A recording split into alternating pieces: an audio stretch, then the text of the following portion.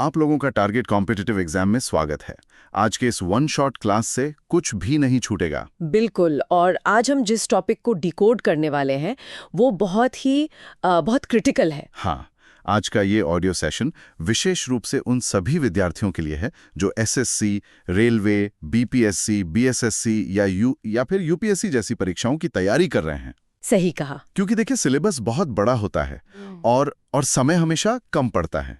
इसीलिए आज हम भारतीय संविधान के भाग 3 के सबसे मजबूत हिस्से को उठा रहे हैं। समानता का अधिकार, यानी अनुच्छेद 14 से 18। एग्जैक्टली, समानता का अधिकार।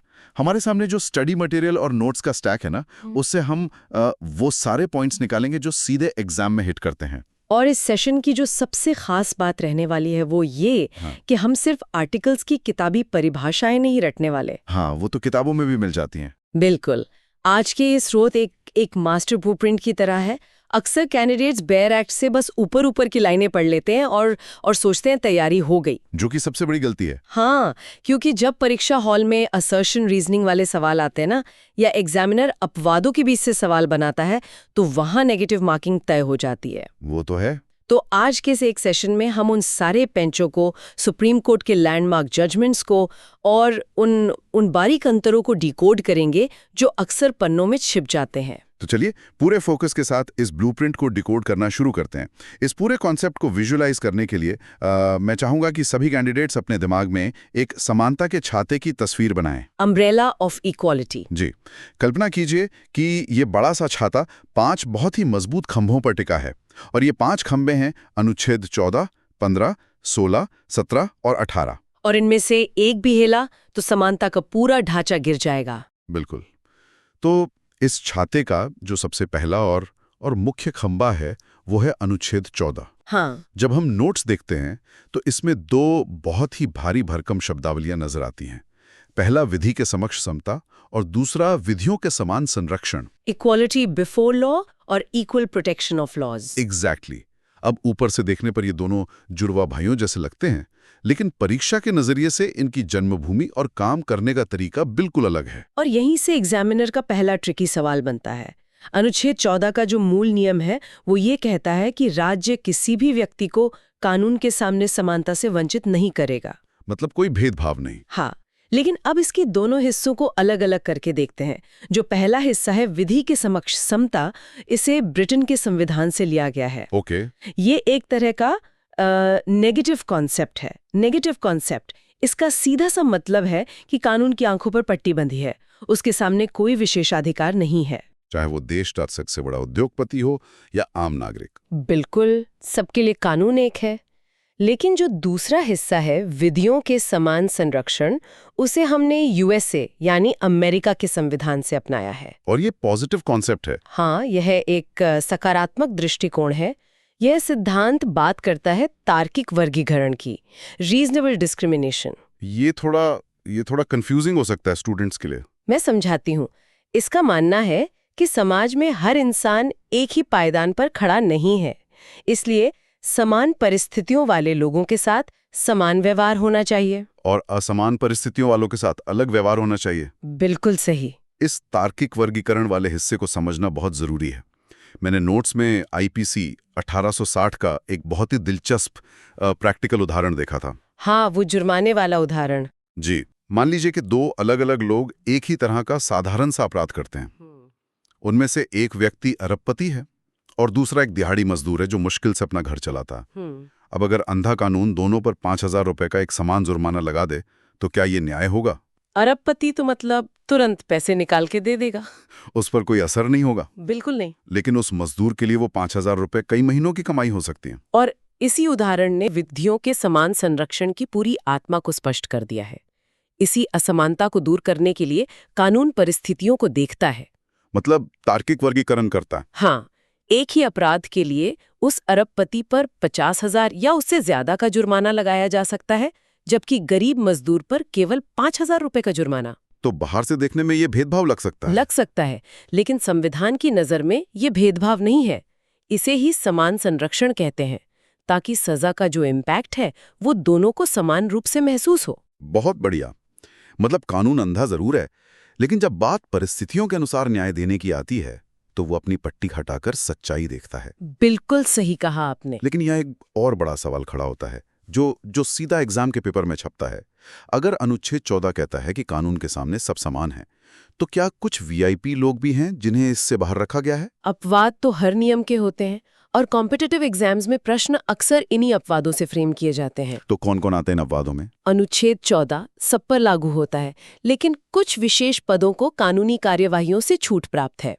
लिस्ट में सबसे पहला नाम विदेशी राज्य प्रमुखों और राजदूतों का आता है, जो हेड्स ऑफ स्टेट होते हैं। हाँ, जब किसी दूसरे देश के राष्ट्रपति हमारे देश में होते हैं तो उन पर हमारे सामान्य आपराधिक कानून लागू नहीं होते। और हमारे अपने देश के राष्ट्रपति? वो दूसरा अपवाद है, राष्ट्रपति और राज्यों के राज्यपाल। संविधान उन्हें ये विशेष छूट देता है कि जब तक वे अपने पद पर हैं, उनके खिलाफ किसी भी अदालत में कोई भी आपराधिक कार्यवाही न तो शुरू की जा सकती है और न ही जारी रखी जा सकती है। और चौथा अपवाद, यूएनओ यानी संयुक्त राष्ट्र संगठन और उसकी एजेंसियों के प्रतिनिधि। एग्जाम में अगर इनमें से कौन अनुच्छेद 14 का अपवाद नहीं है टाइप का सवाल आए तो बस इन कैटेगरीज को दिमाग में रखना है। बहुत ही शानदार पॉइंट। इस पहले खंबे को समझने के बाद अब हम छाते के दूसरे और तीसरे खंभों की तरफ बढ़ते हैं, अनुच्छेद 15 और अनुच्छेद 16। इन दोनों का तुलनात्मक अध्ययन करना बहुत जरूरी है। हाँ, क्योंकि दोनों ही भेदभाव रोकने की बात करते हैं, लेकिन दायरा अलग है। सबसे पहले 15 को देखते हैं।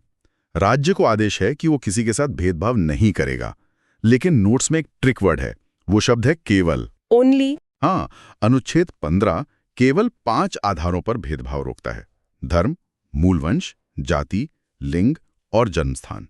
इन 5 के आधार पर किसी को दुकानों, होटलों या सार्वजनिक पार्क, कुएं पर जाने से रोका नहीं जा सकता। यहाँ जो केवल शब्द है ना, उसका महत्व बहुत बड़ा है।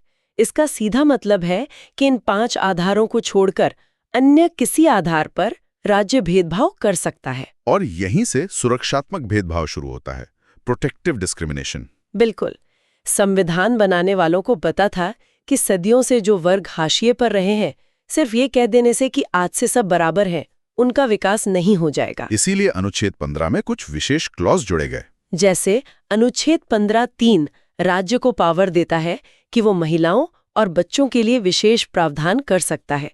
जैसे हम देखते हैं ना, पब्लिक ट्रांसपोर्ट में महिलाओं के लिए सीटें आरक्षित होती हैं, या सेना की भर्तियों में शारीरिक मापदंडों में छूट। हाँ, लेकिन परीक्षा के लिए सबसे ज्यादा बार पूछा जाने वाला क्लॉज है 15(4) और ध्यान देने वाली बात यह है कि इसे मूल संविधान में नहीं लिखा गया था। हाँ, ये बहुत ही क्रिटिकल फैक्ट है। देश का संविधान 1950 में लागू हुआ और ठीक 1 साल बाद ही, मतलब 1951 में प्रथम संविधान संशोधन करना पड़ गया ताकि 15(4) को जोड़ा जा सके। ये दिखाता है कि सामाजिक न्याय कितनी तत्काल आवश्यकता थी। बिल्कुल।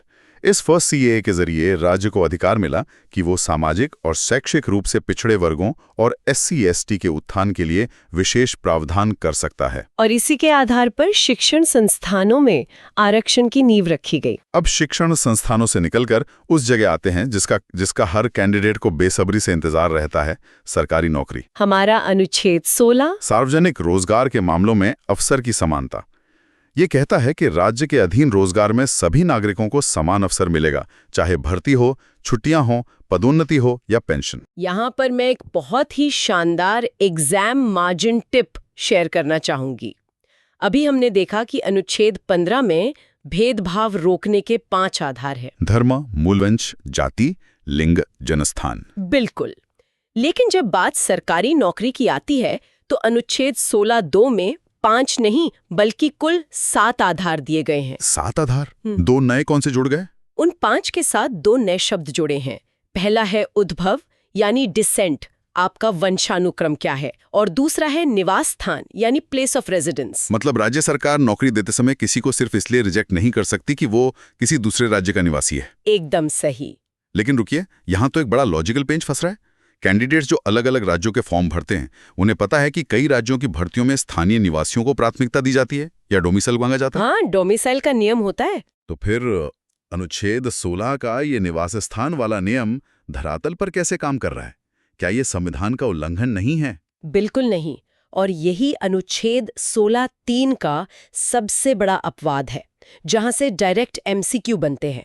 16(3) स्पष्ट कहता है कि ये अधिकार राज्य विधान मंडलों के पास नहीं है। तो किसके पास है? ये अधिकार केवल संसद के पास है कि वो कानून बनाकर कुछ विशेष सरकारी रोजगारों के लिए निवास की शर्त लागू कर सकती है। अच्छा, सिर्फ संसद कर सकती है। हाँ, इसे नोट्स में दिए गए एक प्रैक्टिकल उदाहरण से समझते हैं। मान लीजिए यूपी का कोई निवासी है जो यूपी की राज्य सूची के हिसाब से ओबीसी कैटेगरी में आता है। ठीक है। अब वो व्यक्ति मध्य प्रदेश सरकार की किसी नौकरी का फॉर्म भरता है, तो एमपी सरकार के लिए ये बाध्यकारी नहीं है कि वो उसे ओबीसी ही माने। हो। एमपी सरकार अपनी राज्य सूची के आधार पर उस यूपी के व्यक्ति को मध्य प्रदेश में जनरल कैटेगरी में रख सकती है। मतलब राज्य बदलते ही आरक्षण का स्टेटस बदल सकता है। बिल्कुल। और साथ ही 16(5) के तहत एक और अपवाद है जो धार्मिक संस्थानों से जुड़ा है। अगर कोई ऐसा संस्थान है जो किसी विशेष धर्म से संबंधित है, जैसे वक्फ बोर्ड या मंदिर ट्रस्ट, तो वहां उसी धर्म के व्यक्ति को वरीयता दी जा सकती है। ये छोटे छोटे क्लॉज यूपीएससी या बीपीएससी में सच में गेम चेंजर साबित होते हैं। अब चूंकि बात नौकरियों और अवसरों की हो ही रही है, तो उस टॉपिक को डिकोड करना सबसे जरूरी है जिस पर देश में सबसे ज्यादा बहस होती है, आरक्षण का गणित। हाँ, और इसमें सबसे पहला टर्म जो आता है वो है क्रीमी लेयर। बहुत से लोग इस्तेमाल करते हैं, लेकिन इसका असल तकनीकी मतलब क्या है? क्रीमी लेयर को समझने के लिए हमें 1993 में जाना होगा, जब रामनंदन समिति ने अपनी रिपोर्ट दी थी। आसान भाषा में कहें तो ओबीसी वर्ग के भीतर जो लोग सामाजिक और आर्थिक रूप से उन्नत हो चुके हैं, उन्हें आरक्षण के लाभ से बाहर रखने के लिए ये फिल्टर बनाया गया था। और इस फिल्टर का आधार क्या है? मुख्य आधार आय है। वर्तमान नियमों के अनुसार जिस परिवार की कुल वार्षिक आय 8 लाख रुपए से अधिक है, वह परिवार क्रीमी लेयर में आता है और उन्हें आरक्षण नहीं मिलता। वे अनारक्षित श्रेणी में गिने जाते हैं। और जिनकी आय 8 लाख से कम है, वे नॉन क्रीमी लेयर में आते हैं। सही कहा। अगर हम आज के समय में इस कोटे के प्रतिशत का गणित देखें, तो अनारक्षित यानी यूआर के लिए 50.5%, ओबीसी के लिए 27%, एससी के लिए 15% और एसटी के लिए 7.5% सीटें निर्धारित हैं। ये तो हो गया सीधी भर्ती का नियम। लेकिन हमारे नोट्स में 2 बहुत ही अहम और जटिल संविधान संशोधनों का जिक्र है, जो प्रमोशन और बैकलॉग से जुड़े हैं। ये दोनों प्रतियोगी परीक्षाओं के लिए उंगलियों पर रटे होने चाहिए।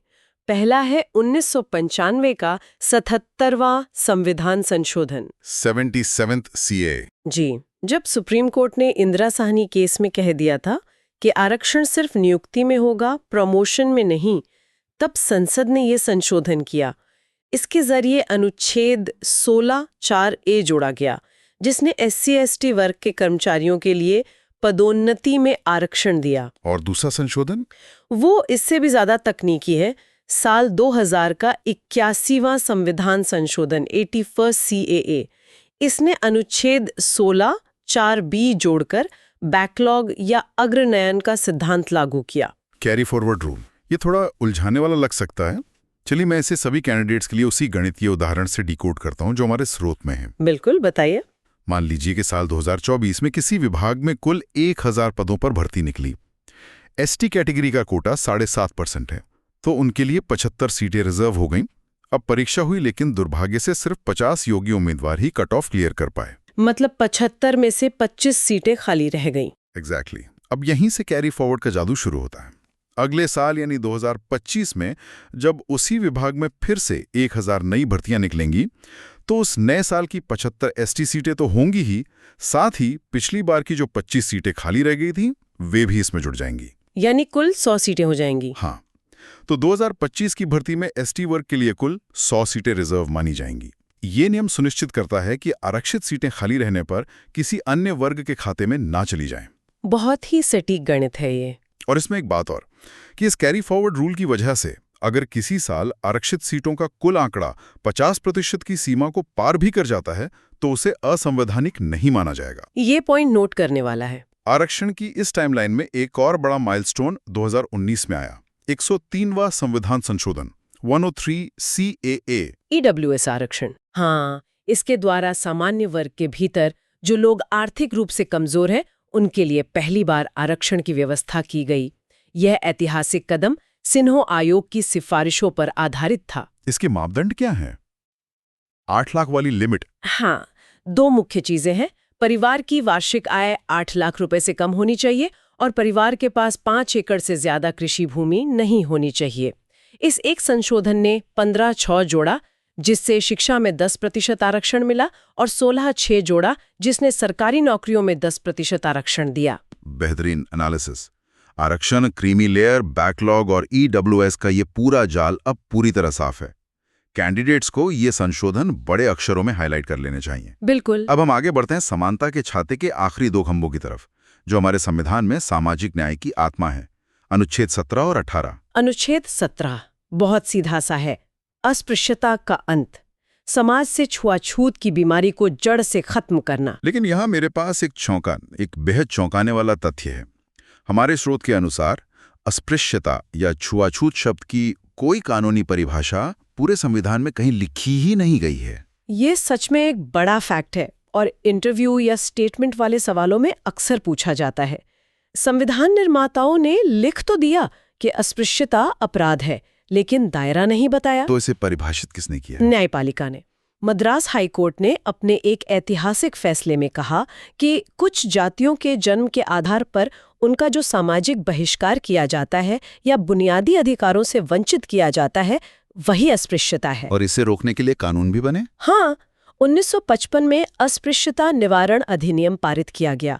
बाद में लगा कि कानून और सख्त होना चाहिए, तो 2 सितंबर 1976 को इसका नाम बदलकर नागरिक अधिकार संरक्षण अधिनियम कर दिया गया। Civil right protection act. बिल्कुल। ये छुआछूत को एक संज्ञेय अपराध बनाता है, जिसमें पुलिस बिना वारंट के गिरफ्तार कर सकती है। सामाजिक समानता लाने का बहुत मजबूत कदम। और आखिर में आता है अनुच्छेद 18, उपाधियों का अंत। Abolition of titles. हाँ, आजादी से पहले अंग्रेजों की एक चाल हुआ करती थी कि कुछ रसूखदार लोगों को उपाधियां बांट दो ताकि समाज में कृत्रिम भेदभाव खड़ा हो जाए। अनुच्छेद 18 इसी दीवार को गिराता है। इसे हम एक टी चार्ट से समझ सकते हैं। एक तरफ वो उपाधियां जो पूरी तरह से समाप्त कर दी गई हैं, जैसे वंशानुगत उपाधियां, राय साहब, राय बहादुर, महाराजा, नाइटहुड। आज कोई भी नागरिक अपने नाम के साथ इनका इस्तेमाल कर अपना रुतबा नहीं बढ़ा सकता। और चार्ट की दूसरी तरफ वो क्षेत्र है जहां उपाधियों की अनुमति दी गई है। राज्य केवल 2 क्षेत्रों में सम्मान दे सकता है, सेना और विद्या। मतलब मिलिट्री और एकेडमिक्स। हाँ, जैसे सेना में साहस के लिए मेजर, कर्नल, जनरल की रैंक, या शिक्षा के क्षेत्र में डॉक्टर, इंजीनियर या प्रोफेसर की उपाधियां। और यहाँ एक बारीक परीक्षा बिंदु है। अनुच्छेद 18 विदेशी उपाधियों पर भी रोक लगाता है, बिना राष्ट्रपति की अनुमति के। बिल्कुल। कोई भी भारतीय नागरिक किसी विदेशी राज्य से कोई भी उपाधि भारत के राष्ट्रपति की पूर्व अनुमति के बिना स्वीकार नहीं कर सकता। लेकिन यहाँ एक आम स्टूडेंट के मन में डाउट आना लाजमी है। बिल्कुल। अगर सभी उपाधियां खत्म कर दी गई हैं, तो भारत सरकार हर साल जो भारत रत्न, पद्म विभूषण जैसे पुरस्कार देती है, वो क्या है? क्या वे भी उपाधियां हैं? ये बहुत ही लॉजिकल सवाल है, और ठीक यही सवाल 1996 में सुप्रीम कोर्ट तक पहुंचा था। केस का नाम है बालाजी राघवन बनाम भारत संघ। ये अनुच्छेद 18 के लिए एक लैंडमार्क केस है। तो कोर्ट का फैसला क्या था? कोर्ट ने स्पष्ट निष्कर्ष दिया कि ये सभी राष्ट्रीय पुरस्कार उपाधि नहीं है, बल्कि ये अलंकरण या सम्मान है। कला, विज्ञान या समाज सेवा में उत्कृष्ट कार्य करने वालों को सम्मानित करना समानता का हनन नहीं है। अच्छा, तो ये डेकोरेशंस हैं। हाँ, लेकिन कोर्ट ने एक सख्त शर्त भी जोड़ दी। कोई भी व्यक्ति जिसे ये पुरस्कार मिले हैं, वह इनका इस्तेमाल अपने नाम के आगे या पीछे नहीं कर सकता। मतलब प्रीफिक्स या सफिक्स की तरह नहीं था। उसके 5 खंभों को गहराई से डिकोड कर लिया है। एकदम। एक क्विक रिकैप लें तो 14 में हमने तार्किक वर्गीकरण देखा, 15 में फर्स्ट CAA, 16 में 7 आधार और पदोन्नति का 77वां और 81वां CAA, 17 में सिविल राइट एक्ट और 18 में बालाजी राघवन केस। और सभी उम्मीदवारों को याद रखना चाहिए कि परीक्षा में सीधे आर्टिकल से ज्यादा इन अपवादों और संशोधनों से ही सवाल बनेंगे। इन पर अपनी पकड़ मजबूत रखिएगा। बिल्कुल। इस पूरी चर्चा को समाप्त करते हुए मैं आज के स्रोत से थोड़ा अलग हटकर एक विचारणीय सवाल छोड़ना चाहती हूँ। बताइए। संविधान निर्माताओं ने इंसानों के बीच समानता का एक शानदार ढांचा तो खड़ा कर दिया, लेकिन जरा सोचिए, भविष्य में जब एआई और एल्गोरिदम सरकारी नौकरियां बांटने या न्याय प्रणाली में फैसले करने का काम करेंगे, तो क्या वे मशीनें हमारे संविधान के समानता के अधिकार को समझ पाएंगी? क्या एक मशीन इंसानियत के आधार पर तार्किक वर्गीकरण कर पाएगी या वो सिर्फ डेटा में छिपे पूर्वाग्रहों को आगे बढ़ाएगी? ये तो बहुत गहरा सवाल है। एक भावी अधिकारी के रूप में ये आप सभी के लिए सोचने वाली बात है। सच में ये एक ऐसा सवाल है जो हमें किताबी ज्ञान से निकालकर कल की तकनीकी और प्रशासनिक चुनौतियों के सामने खड़ा कर देता है। आप सभी कैंडिडेट्स इस पर जरूर विचार कीजिएगा। बिल्कुल। उम्मीद है आज के इस वन शॉट क्लास ने आपके कई डाउट्स क्लियर किए होंगे और रिवीजन नोट्स को धारदार बनाया होगा। आपकी आगामी परीक्षा के लिए हमारी तरफ से ढेरों शुभकामनाएं। इसी तरह पढ़ते रहिए। अगले ऑडियो सेशन में ऐसे ही किसी डीप एनालिसिस के साथ हम फिर मिलेंगे। तब तक के लिए ऑल द बेस्ट।